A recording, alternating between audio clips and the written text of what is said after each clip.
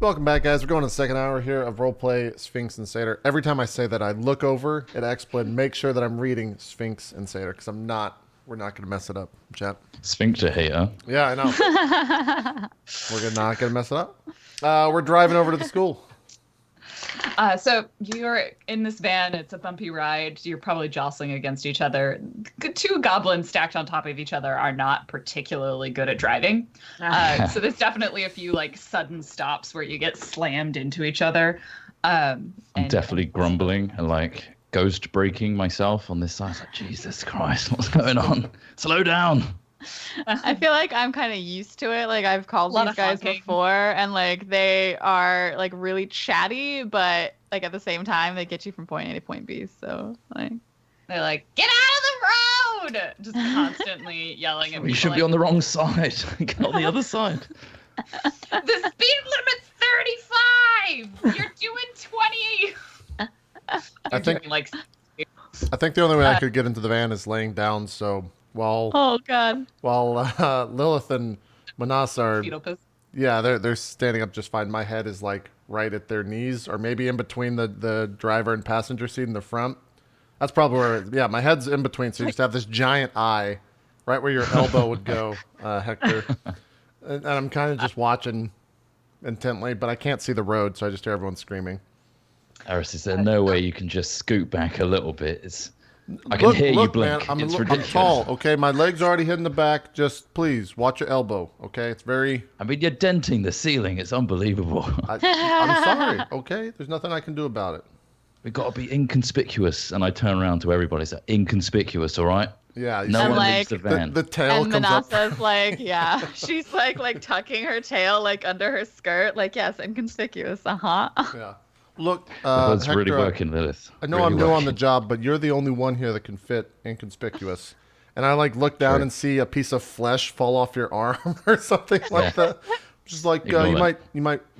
Don't worry about it. It's okay. You're good. That's why I got the trench coat and the trilby. It's fine. So you guys pull up to the van. Stops very suddenly. We're here. All right. Are we waiting for you, or do we leave? Yes. Apparently, all cab people who drive vehicles are from New York. You will stay here. Goblins are definitely. Yeah. All goblins talk like this. It's like one word, like yes, and then like she just opens the door, like as though she's gonna help, you know. So the two goblins, like one of them will be they'll eventually just like sit on the seat, and you see them like get out a deck of cards and start playing cards with each other, and they're like, all right, we'll be here. Wonderful. Don't go anywhere. Well, should I just stay in the car? There's probably no reason for me. Yeah, you really should. I wasn't really planning to should. go anywhere. I look over to Gob. Do you guys mind if I just stay in the car with you? Yeah, you want us to deal you in? I mean, you're all staying in the car, right? And Manasa's like already gotten out of the car. Oh, where's she gone? It's slithering towards the front of this building. She's passable. She wears the skirt for a reason. Okay. Hector, you might want to go check that out. That might be an issue. Yeah, I'm going. All right. I'm going to try and... The two goblins hand Ares like a hand of cards, and they're like tiny little bits of paper in his massive hands. Lilith is still in the van as well, and at the look from the goblins, just goes, No, I don't play games of chance. All right. Oh my god, I could just imagine that. Oh, it's so good. I'm going to jog up next to Manassa and be like, all right, I'm going to take control of the conversation, okay? You just have to stand there and just stand there. Is that all right? Yes, I'm fully equipped to stand there, Hector. Wonderful. You have the whole skill set. Fantastic. Let's go in. So you enter through the front door of the building. On one side, like you're in a hallway. It's it's your typical sort of high school long hallway, lockers on the side, classrooms. To the right hand side, there is a door to the front office and the reception area, which you're sort of expected to go to before you enter into the school. And probably sign in and get the visitor's badge. You presume that's where the daughter will be waiting for you. I hate schools. How about you? It smells like teenage sadness. Oh yeah, it's real bad. And it's another instance where she's fighting to keep her like tongue from flickering out, but it's like she immediately turns to, is there like some kind of way, I don't think that she would even care to go to the authority figures. Like she's going straight for like the scent of wrongness or what have you. So do you want to try and find the girl without waiting for her? Yeah, basically. She's just gonna head straight in, you know? You can give me your either detective or Naga. It would definitely and how you're kind of going about this. I mean, like I perceived that this is like a taste to the air sort of instance, right? Okay. Like she's looking for what's wrong. You want to throw down on your power? Yeah, I've got 6 of them. I gotta use them up. Yeah. All right. So taste the air. You just sort of plow through. You're like, yes, I can stand there, and then you just keep walking past the front office. Sorry. Yeah. Sliding. Oh, where are you going? Yeah, and like Hector's just like I'm not like cluing you into what I'm doing at all. I'm just like going for it, you know? For Pete's sakes, I'm trying to like hold my trilby and like rush up, trying to chase. She's this way. All right, so go ahead and roll 3d6 for that. Okay. And I'm going to use one of your powers. So in this game, I gave everybody, normally in Warp, you don't all have special powers, but in this one, because they're all mythological creatures, they all got an extra skill, which is the bonus power. All right, so with 11, yeah, you kind of, thankfully, it's not a passing period, so there's no one in the hallways really right now, and you sort of stick your tongue out, your forked tongue tastes the air, you kind of slither down the hallway and are sort of sensing what's around you. You get a lot of feelings of angst, frustration, hatred, malice. It's high school. There's just this mixture and commotion of feelings, but there's definitely something that doesn't feel human. There's kind of a sense, you don't necessarily recognize what it is because you haven't fully encountered it before, but you can tell that in the direction kind of straight down the hallway, and as you keep going, it's like down the hallway to the left, and heading sort of around a corner and then up a flight of stairs, you can keep tracking this sense of like there's something that is not a human teenage feeling. It's almost and you kind of pick it out because it's happy. That's the thing that sets it apart, is that it's this happy. is a brutal school. Okay. It's not teenage. It's not stressed. It's like there's like a sense of joy that you're tracking. You're like, this does not fit in with the rest of it. But not even just like I'm happy. It's sort of like almost this sense of like this like weird mixed in relief and kind of happiness that you're following. So you head up the stairs and kind of go on a flight of stairs. What are you gonna do, Hector? I'm just chasing and saying, you just can't have 2 adults walking around a school without checking in. We gotta go back. And she's like not even listening to you. Like she's very much like in this kind of like, because this is her like supernatural power, right? So there's this way that she focuses in on this feeling that she's just ignoring everything. Like if someone saw her, like there's probably like bits and flashes of her tail coming out from under her skirt, which you would like never see if she wasn't this like distracted and focused on finding this feeling and tracking it down. So it's like if you're like, we gotta go back, like we gotta do something, she's not paying attention to you at all. I'm just looking around my shoulder, like checking every corridor, making sure there's no one here, and just kind of like bumbling along behind, basically. You see like one kid like at a drinking fountain kind of down the end of the hallway, like the opposite direction that you're heading, but other than that it's all pretty empty. As you round another corner on the second floor, someone is walking towards you. Is this where the feeling's coming from, or? Yes, definitely. Like up ahead is kind of this epicenter of your taste the air, and it's sort of you kind of are able to be like, oh, this is where the sense is coming from. As you look at her, it's a young teenager. She's got frizzy sort of black hair that's somewhat unkempt. She's like tried to put it back in a ponytail and sort of failed to do that. You can see a familiarity both with the pictures that you've seen as well as her father, Arun. And she matches the description as she's walking towards you. She seems somewhat unaware that there are these two adults coming down the hallway. She kind of like looks at the ground. It does that like thing that a teenager tries to do when like they don't want to get in trouble and just like pretend that the adult is going to ignore them if they're not making eye contact. Yeah, and so Manasa would slow down and finally like get out of the trance basically and turn to Hector and be like, "You are going to be the one to talk, right?" Oh, thank God. Oh, I was terrified for a minute, but good job. Well done. All right, you just hold here for a second. I'm going to walk towards, hands clasped in front of me, trying to look as unintimidating as possible. Eloise? I'm just going to the office. Oh, yeah. Oh, well, that's because of us. This fine lady behind I'm sorry, me. who are you? Your father. I'm your uncle. And she sort of visibly like backs up a little bit. Don't worry, it's okay. It's okay. Arun sent me. Arun sent me. Your dad. Oh, yes. You know your dad, right? Give me your if either of you want, probably either detective, although you might Hector, you might find that you're empathetic sort of feeling. Yeah, I might tap into that. So you can roll me either one of those, and then this one we're gonna roll against her. Okay. 10. And Manasa, what's your detective? So, what am I trying to do here? Kind of.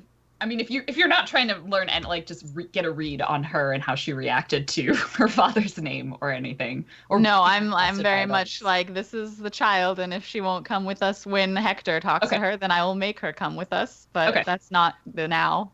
So Hector, you kind of look at her and you're like, there was definitely a hesitation there, like she had to remember the name of her father. Are you okay? Oh, I'm on the way to my office. The office. They told me I was going to a doctor's appointment. Yeah, doctor's appointment. Yeah, we set that up just so that you could come with us and just have a little discussion because your father's very worried about you. And we're professionals. So you're telling me two strange adults are in my school. I'm not that strange. Somewhere with them. Yeah, it's a bit strange on the surface of things, but I assure you, he came to professionals. And we're here to help.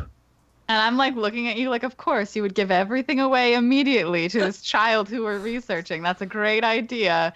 And the whole time I'm like watching her, and now I'm trying to get like, she's like, wait, so I'm supposed to go with random adult strangers? And I'm just like, a normal person would maybe be like seriously thinking these things. But now I want to get like I think I want to use slippery and see if she's trying to like skirt some kind of like I want to see if I can see that like slipperiness in her in terms of like if she trying to hide something or give you more of like her physical appearance rather than like what she's saying. But yeah, if you want to roll that, you can see kind of her physical behavior.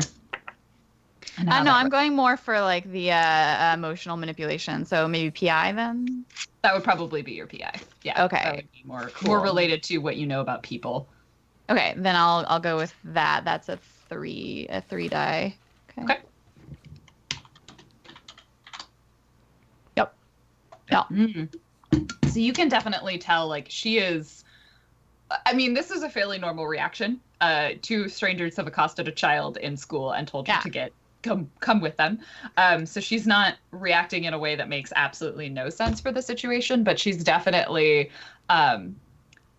The stranger part is that she doesn't seem as maybe scared as she should be. Mm-hmm. Like as kind of uncomfortable in the situation, that she's almost just sort of like she's sassing you. Like she's like, you're telling me to get into a van or like to come with two strange adults? Like, Yeah. So I would look to Hector and I'd be like, is this going the way that you intended or perfectly, Manasa. Just give me a second. Okay, Eloisa, you don't have to come with us. That's totally fine. It's your choice. You're an adult, right? Or just about to be one. That's fine. You can make your own decisions. However, it'd be in your best interest to come with us so that we can help you. If that's all right. What do you want to know? Honestly, I hate schools, so just some fresh air would be lovely. So if we could just go out the front door and just breathe a little, just assess the situation, then we can talk a little bit more. Can you give me your probably empathetic again for talking with other people? 13. I will step outside the building with you, but I'm not getting in like a weird van or anything. Why would it be a van?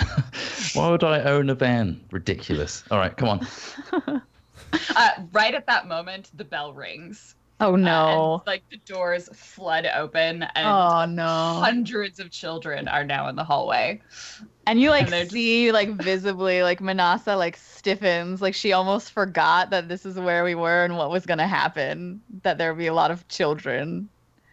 And so she like stiffens and she's like holding herself and she's just like, we should leave. Yeah, we probably should. Just lead the way, Eloisa. We'll follow on behind. She just starts walking through the hallways to try and catch her or to not lose her. You're gonna need to keep following her. I feel like I want you to tell me what ability you would like to use to kind of keep track of her, because she is very intentionally not going to keep pace with you guys. She's like, all right, let's go. And she just sort of turns down the hallway. Yeah, Manasa would be using Slippery not only to follow this child, but to get out and to not touch any of these humans. All right, let's see if you can get both of these. Because there are so many children and you are resisting the urge to consume them whole. Yeah. Roll with disadvantage. So you're going to roll your normal number of dice, add an extra one, and then you're going to drop the lowest. Okay, so I'd roll 5 instead of 4? Yes, if that one's full. And drop the lowest. Is there a way to make Roll20 do that? You can do /roll. I think I gave you the macro for it. I'll just manually do. The lowest one is a 3, so it's 16. Okay. Cool. So do I drop the highest? You drop the highest. Sorry. If you're rolling disadvantage. So it's 13. Yep. Still pretty good. That's still pretty good. So you manage to kind of slip your way through a bunch of the children. There's like one moment where you sort of linger over one of them as they like get incredibly close to you, and you're just like, oh, that would be a really tasty dinner. Like there's like a gym class that just exited and they're all like sweaty and smelly, and like I'm just like, okay, but I'm not gonna do that. And you sort of follow behind her as she sort of just charges through the hallways and heads back down towards the main office and outside the front door. Hector, how do you follow her? I am half crapping myself that I'm going to see Snake Lady eat a child. So I'm half distracted with that. Okay. And also half distracted by all the children rushing in the way. Then you can also roll with some disadvantage. Yeah. So I should say a penalty die. Yeah. So what ability are you going to do? I think it's just going to be my undead. Like, my body is just, all I need to do is follow. And I think it's just my body has to do that, and it's an undead body. So roll your undead. Although I think it's if you get all ones, you will. It's okay. You'll lose some control. I did your little macro, so I dropped it. Yeah. You're good. All right. So, oh boy, that's not great. No. So you only have 2 die for your undead. For your undead should probably be 3. So yeah, you roll an extra one. Can I re-roll? Nice. Yeah, you can if you want to try and do slightly better. Good. A whole heap of 7 right there. So much better. That actually bumps you up from not so good to like average. Okay. Like, the difference between catastrophic failure and like just kind of failure. So you're gonna be like a fair bit slower than Masana's gonna be. So Masana will be able to ask her some questions and talk to her before you will get back out there. Okay. So the two of them are now sort of standing outside the front of the building. There's still a few more kids milling around for a few more minutes as the passing period continues. Eloisa just sees the van and then looks at you, and she's like, Hector's not there yet. All right. Yeah, she looks at Masana and she's like, I'm not getting in that. Maybe that is not a choice that you have, child. What is it that you want? I would like to go to class. No. That's not what I'm asking. And she's very much like trying to like whatever it is that's inhabiting this girl or not, or like whatever changes, like she's basically trying to be really, really blunt and see if it like drives something out, you know? Okay. You can give me your detective. Okay. Against that. Ooh. Oh my God. Okay. 13. I want. Well, right now, I've got to go get stuff ready because I'm running for class president. Class president. Mm-hmm. So important in the life of a young girl. And she's just like staring at you. God, what is her name again? I'm sorry. Eloisa. She's just staring at Eloisa, like waiting for her to like say something supernatural or weird. Like it's not necessarily like gonna happen, but she's very much like creepy vibes, like trying to drive that out. Yeah. Yeah. I intend to be the most popular kid in school. Popularity is very important. I remember your father saying that you didn't much care for that a week ago. Yeah, well, What I've changed? had a change of heart. Of heart. And like the like tongue like flickers out the side of her mouth. Oh. Who are you with? Your father hired us. Or should I say, and I like say, I'm sorry, I'm the worst. What's his name? Arun. Arun. As I'm not quite sure if you are still Eloisa. She sort of sighs and rolls her eyes a little bit. Fine. What do you want to know? I want to know why. We made a deal. Eloisa and yourself made a deal. Yeah. Is she still here? How do you define here? That answers the question. And like I'm assuming that this is like right as like Hector's probably getting out of school. He's like, oh, okay, I'm here. I made it. How do they make these things like a labyrinth? It's unbelievable. Hector, Wait. I think that Lilith will be very valuable here. We should Yeah, I mean, why aren't we already over there? I'm not and like we're standing like somewhat near the van, but it's like halfway from the school to the van probably. We can't do this at a school. I told you I'm not getting in the van, and you agreed to it. It's true, we did say that. You're not legally bound by demonic contract to honor your, agreements. Who said it's a demonic contract? Nobody. Yeah, but so she mentioned that like we made a deal, and I think that Manasa would, because we had this whole conversation when Hector wasn't here. And so like there's a change in the way that Manasa was dealing with Eloisa that's like she's not explaining it at all. She's very bad at working with people. But she says to Hector, oh, right, you were, and she looks back at the school and there's this like hungry look on her face. And she says, Eloisa and this made some sort of deal. I think that Lilith would be valuable.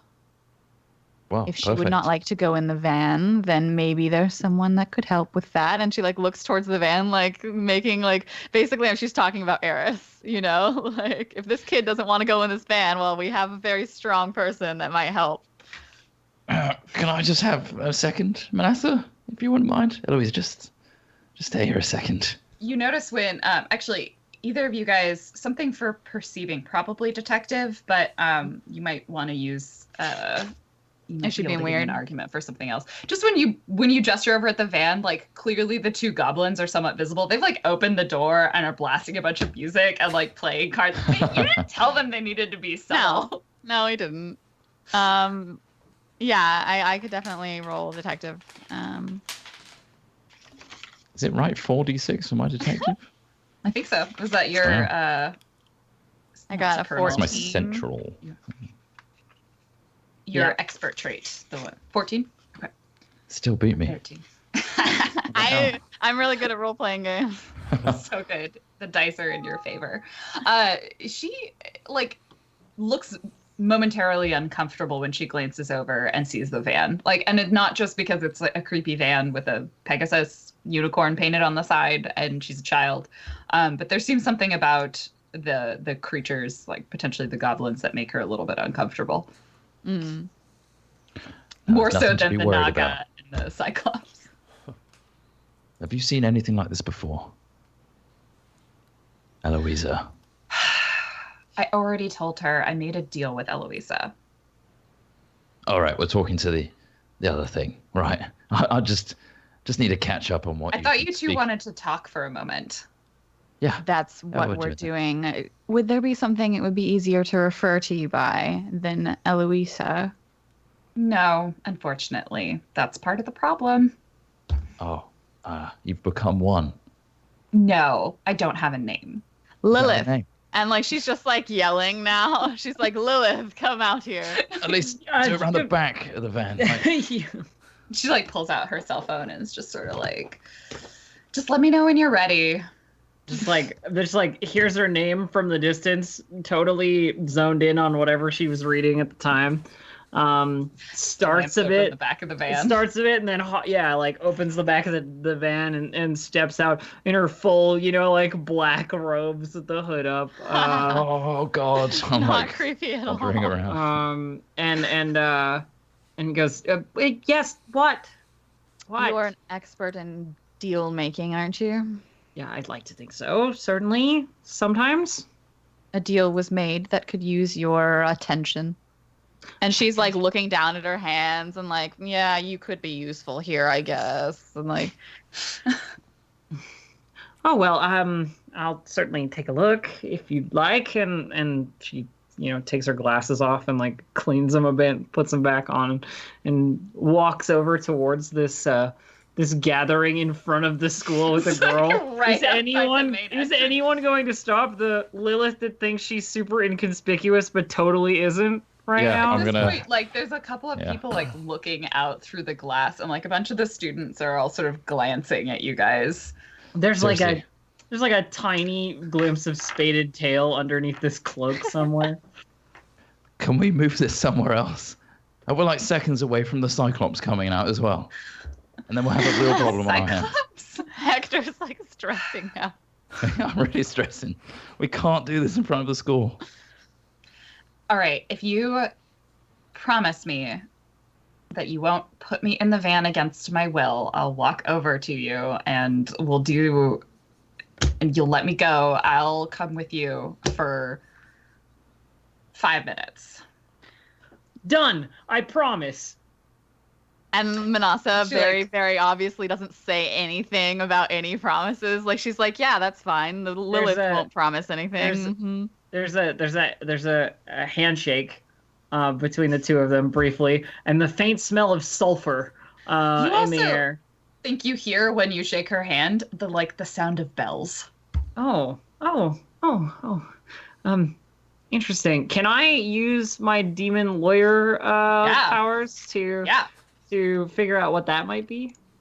So I'm assuming we don't hear that. No. Unless you shake her hand. So we'll use demon for this because if these bells are any kind of demon making. Am I using bonus or penalty here? Neither. So you would just roll just rolling flat. Okay. So it's 3d6 because my demon is only 3. Okay. It's not too bad. You vaguely, that there was something almost binding in that on both ends, that like she's like, she will go with you for 5 minutes. She has agreed to that. She won't like fight or resist. And that but it's not demonic in nature. Oh, interesting. Yes, Some come sort of other come with me. Come with magical me. We'll binding deal. at least stand behind this thing. And like walks back over towards the van, so that they're out of like line of sight of the front of the school at least. Shoulders her backpack and walks over with you. Where do you want to go? Here is fine. We don't have to go anywhere. Thankfully, you parked the non-painted side of the van. Yeah. Cool. Here is fine, as long as we're not, in plain view. So, you have made a deal with this person? Well, what were the terms of that agreement, exactly? We would switch places for a year and a day. Oh. Switch. So she's somewhere as you then. And you are from where? Where do you think? It's easy to guess, certainly, if you're making deals for years and a day. Fae of some kind would be my guess, if my research is correct. She nods and smiles. It's a very dangerous place to put a young girl, certainly. Irresponsible deal making on both ends, and I hope that you've read the statutes on that. Fault. But, well, it's as much your fault as it is hers, certainly. But we'll talk about that when we get to the recovering part of all of this. Yeah. And is she looking like she doesn't intend? That's what the deal was. It's a year and a day. Right. Did she say like what the contract was for? Or just that it was for a year and a day? Like what was she contracted to do? They would switch places for a year and a day. Just switch places. There's no like why at all? She and I were both unhappy. Do you ask her any questions? I guess I'm probably mostly leaving it to Lilith because she's like the deal person, but when she's just like, we're going to switch places for a year and a day. And I say, and what could possibly tempt someone of your stature to spend a year at a place such as this? And she motions back toward the school like, teenagers. Like, why? The Lilith clipboard has magically appeared again for taking notes. And she says offhandedly to Manasseh, stature, Fae are not necessarily important where they're from. Like to try and provoke some kind of response.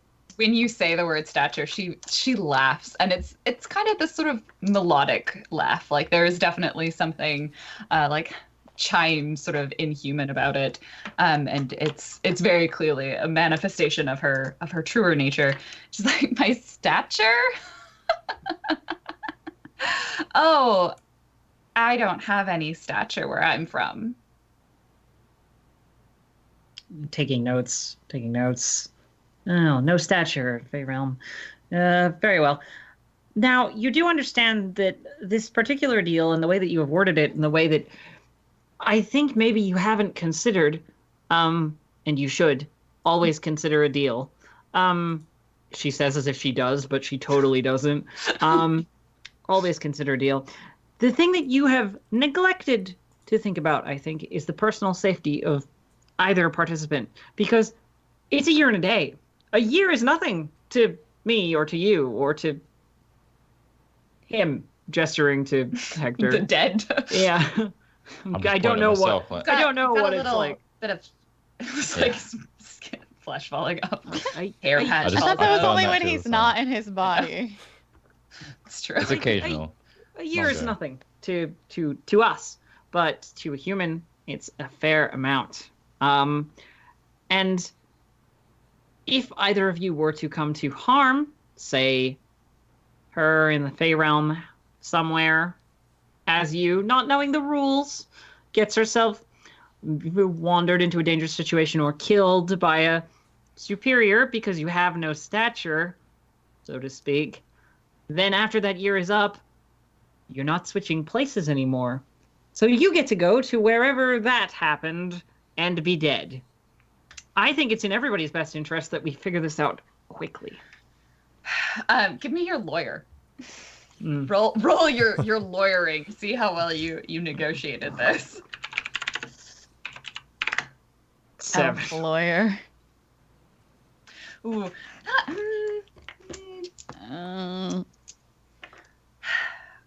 You clearly have a solid understanding of how demonic law works, but the Fae operate on different terms. Besides, I'm really just hoping to get as much time out of this as I want because, well, year in a day, she never asked whose year in a day. And there's that twig in, like, that switching in Lilith's mind that is like, oh, right, Fae time.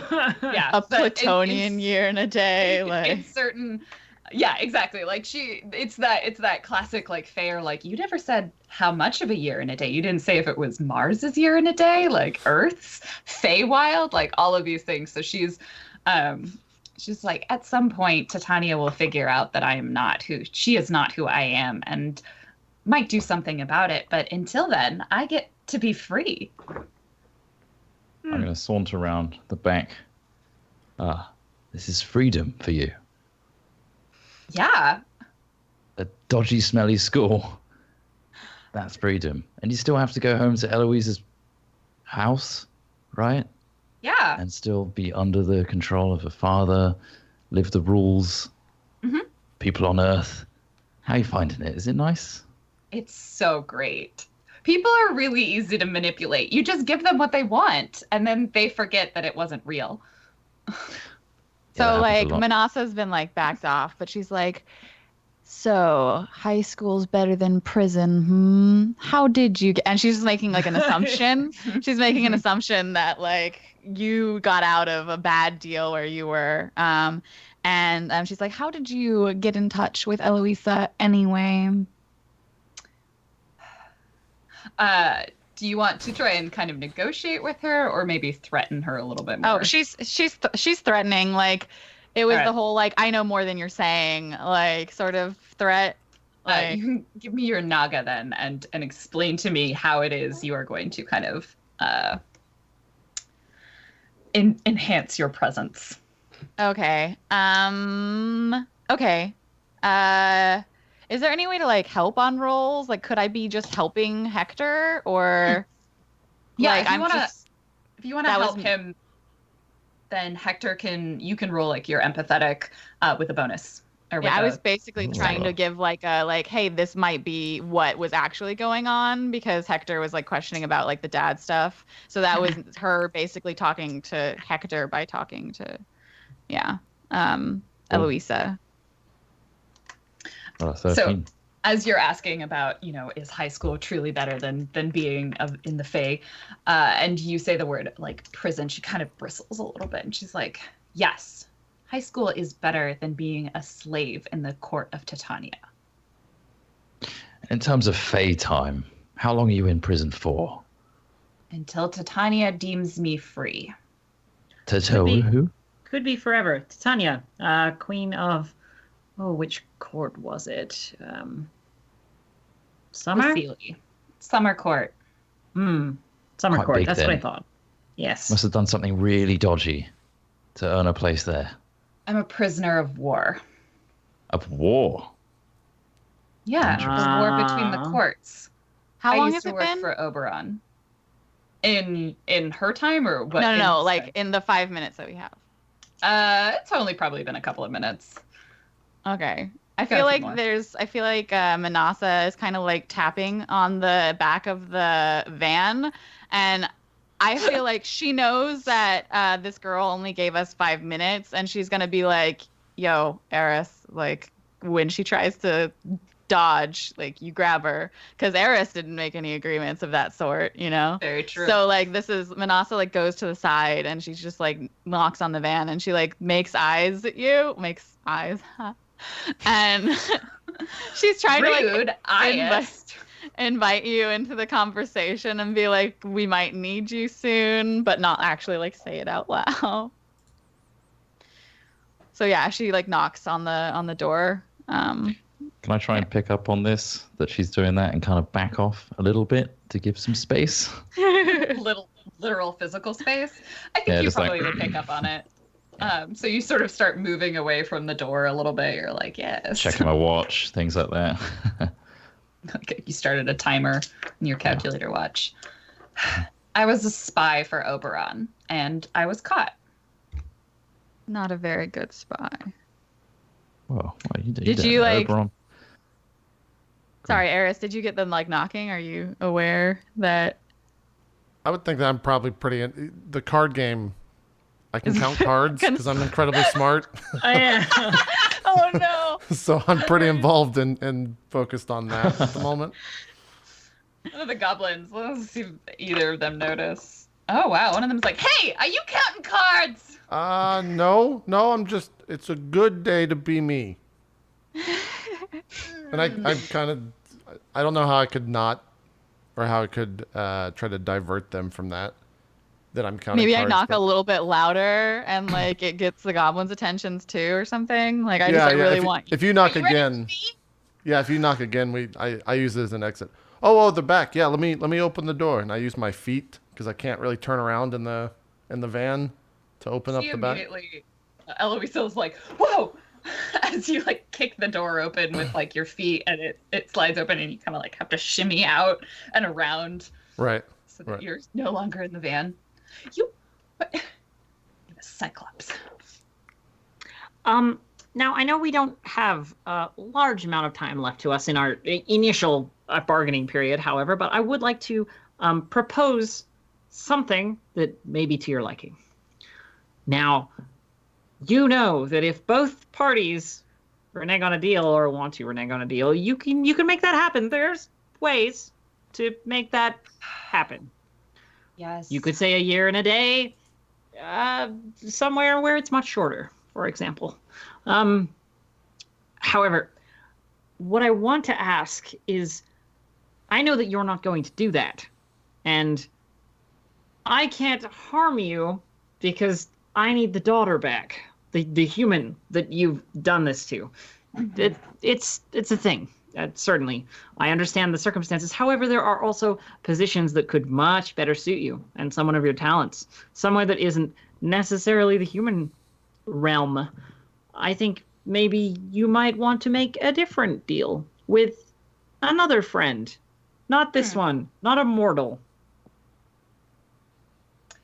If you could get me released from Titania's hold, get me freed, I will happily give you back the girl. I will switch places with her in an instant. Being free and not being in high school is way better than being in high school. So, all we need to do is get in contact with the Sealy Court. Oh, lovely. Convince the Queen of the Fairies to let go her prisoner of the war. And see here, I thought this was going to be an easy one. I think Eris finally caught up. Whoa. I thought we were just picking up a kid. This is that kid. And I present to you, dear friend, the kid possessed by a fae of some description. I am a changeling. Thank you very much. How does all on my own. How does a fae get involved with I look at the school, with a high schooler? She was wandering around and I encountered her, and then she said some mopey story, and I said, why don't I make everything better and we'll switch places? And I told her how amazing the Fey world is. I just neglected to mention that I was a slave. Lilith, is there any laws against that? There's got to be something. Well, I mean, if you're not truthful within your dealings, I was completely truthful. She just didn't ask. There aren't. There isn't anything that would stop someone from making a poorly constructed deal, certainly. It's a shame that mortals never consider these things. They're really dumb. But, perhaps if you made a deal to only talk for 5 minutes and that Lilith here wouldn't hold you against your will, but neglected to make the same deal with, say, my friend Eris or myself. And, like, she looks at you and she looks at Eris and she's like, I believe our 5 minutes are close to up, unless, Eris, you might be able to extend that time for us. You saying you want me to grab her? Yes, Eris. I caught on to that pretty quick. Just kind of reach out and grab her. Lilith sort of sighs and goes, you realize you're going to make me renege on the deal. And you're not doing anything. I'm going to have to help her. Well, no, you only agreed not to forcibly hold her. You didn't say that your friends wouldn't. True. We're just doing deal making as the Fae. As Eris tries to grab her, she is just like, well, I declare the 5 minutes up, and she's going to try and dodge. So go ahead and roll. Which do you want to use your massive size as a Cyclops? Yeah, I'll use, I guess, very large, which is a 3d6 for that. Okay. 14. Roll nice. her. Let's read this. I'll let you see. Let's see what happens. She's gonna roll her shape changer ability. Oh, that's a good one. Yeah. Ooh. So just as you grab her, she's like, I don't want to be a person for this moment in time. So she immediately changes her form, and you like grab hold of her, and she has turned into what would she turn into? She turns into like a crow, just like a small bird. And so you end up having like in your giant meaty hands this bird. Okay. I use my other hands and like very delicately and precisely like shut the beak so it stops going. Like, you have to try a couple times because you're like clumsy and can't see where it is. Exactly, yeah. Like bites it a couple of times. Has anyone got a cage? I'm not just gonna hold this bird the entire time. 1 moment. Pat my robe down, pull out this, spell book of some description. The bird is sort of shifting and trying, like at some point, like it pops out like a weird arm, and then it goes back to being a bird. Cages are a very typically demonic device. So let's see if I can bring one here. I've never really tried this in an outside environment. Don't have the circle, but here goes. And I'm going to try and create a cage out of fire and sulfur and horrible demon things. All right, demon cage. Demon cage, demon power. Probably with a penalty die, because I agree, because I don't have any of the prep. Actual cage making materials. So that's 3d6 penalty. 8. It's good enough. It's not a particularly robust cage. If she manages to change into something of a larger form, it'll probably break the cage. But you seem to realize like she is a changeling, but she can't like constantly change form. So she kind of has to settle in something for a little while before she can switch. So she's going to be a crow for a little bit of time. And voila, like this cage sort of forms out of fire and then becomes this like brass sort of around where the fire is. Tucks the book away, looking very satisfied with herself, and says, "Just put her in here. Open the cage door." Yep, no problem. Put her in there. Bird is like, Hector, can we use your coat? Put this on the outside, just so that could be an issue. So this whole time, this whole encounter, Hector's kind of walked to the front and pretended like nothing's going on, but is technically shitting himself. Like a stale donut from one of his pockets. He's just trying to look non-serious, and like there's nothing happening behind him, and he's looking at the school and the dirty van and the Cyclops and he's just like, oh my god, what's going on?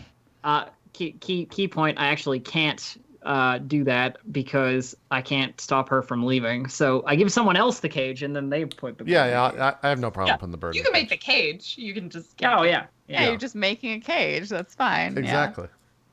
Done. Yeah, I'll turn around and take my coat off, and then be like, fine, as long as we get her in the van, just like now. Yeah, no problem. It's just it's easier if they don't know where they're going.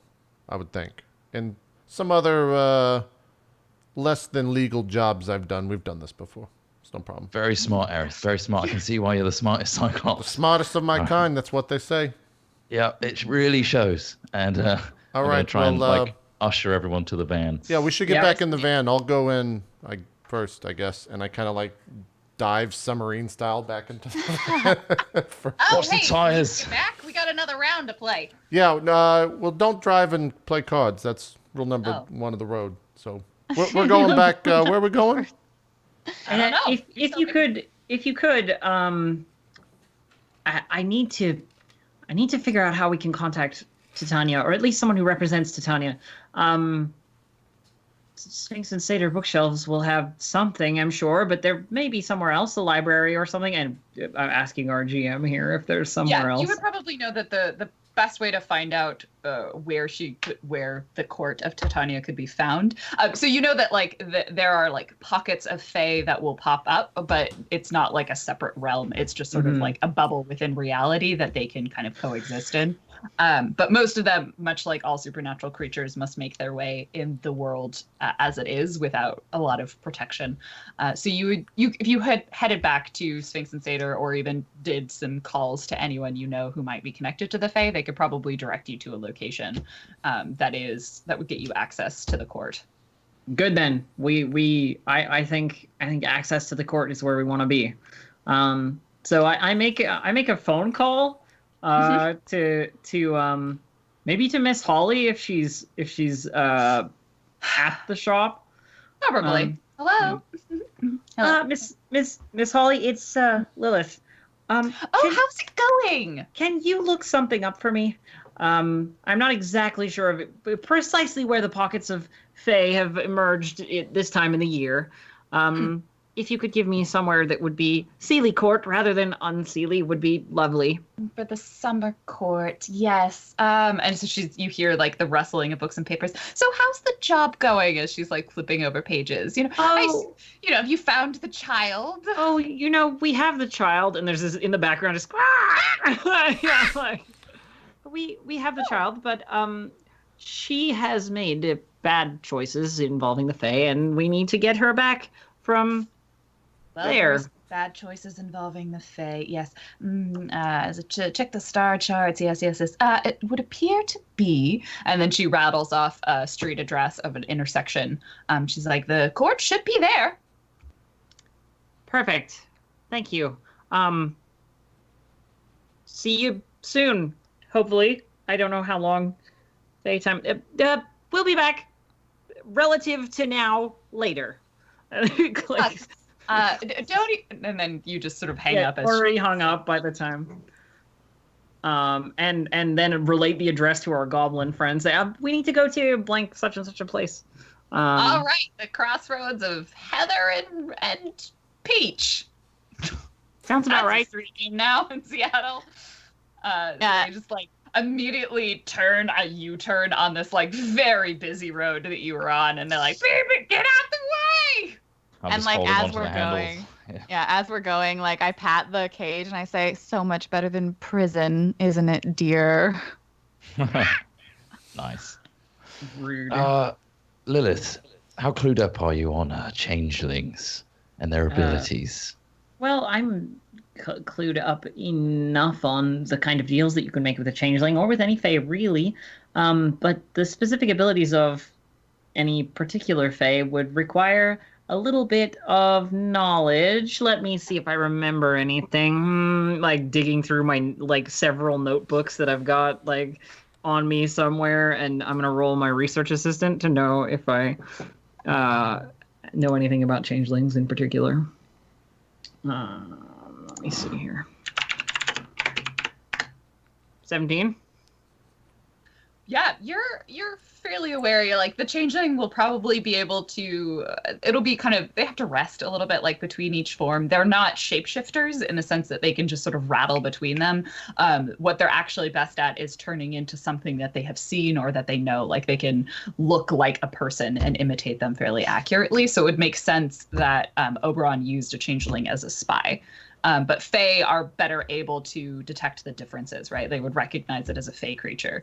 and be able to pick it out. So you probably have a little bit of time before she's going to try and turn into something else to get out of the cage. You would guess between like 30 minutes to an hour. The other concern, though, you have is because they said they would switch places, she probably can't go into the Fae Court. So, a couple of things. First of all, she'll be in this form, this bird form, for a little while, and then she'll maybe try and change it in an hour or so. They can't change immediately, after all. And you see the markings on her feathers there and there. I say, like, poking. I get my little spectacles on. Yeah. Like preening herself. That's the sort of thing. That's the sort of thing that normally mortals wouldn't notice, and so a changeling is like a perfect copy of someone. But they're much more observant, and they they know to look for these things. And when you use a changeling as a spy, there's always the possibility that they could get caught. And I think that's probably what happened to our friend here. Right. So in this place we're going to need a place where whatever they turn into, they can't escape. Can they turn into insects? Ants? Well, here's the very difficult thing. I don't think we're going to be able to bring her, as in Eloise's form, into the Fey realm, because the statutes of the deal said that they were going to switch places, and if they are in the same place, it doesn't really work. Well, so I don't. I'll just hang out with the birds. Not a problem. You probably don't want a Cyclops walking around in Feyland. That's kind of an eyesore. I kind of like to start to form a smile on my mouth to see if anyone. There's a little wordplay, from Lilith, and she says, as long as you think you can handle whatever that she might change into. I am not fond of fairies. I will stay behind as well. As you wish. That makes my life easier, and I've dealt with the Fae before. Not usually directly, but angelic courts sometimes involve Fae deals. So, former work, hundreds of years ago, but we'll see. Right. So you two will stay with Eloise's body, and Hector and myself, I say volunteering Hector without asking, and Hector and myself will go into the Fae realm and recover whomever this Fae servant is. And I think it'll be easy to identify. All right, we're here. I think that's a good time for a break then. Yeah. Sounds good. All right, we're going to take a break. 2 hours left to go here. We'll see what happens next. And it's the party splits, which you never want to do, but we're doing it anyway. So we'll be right back.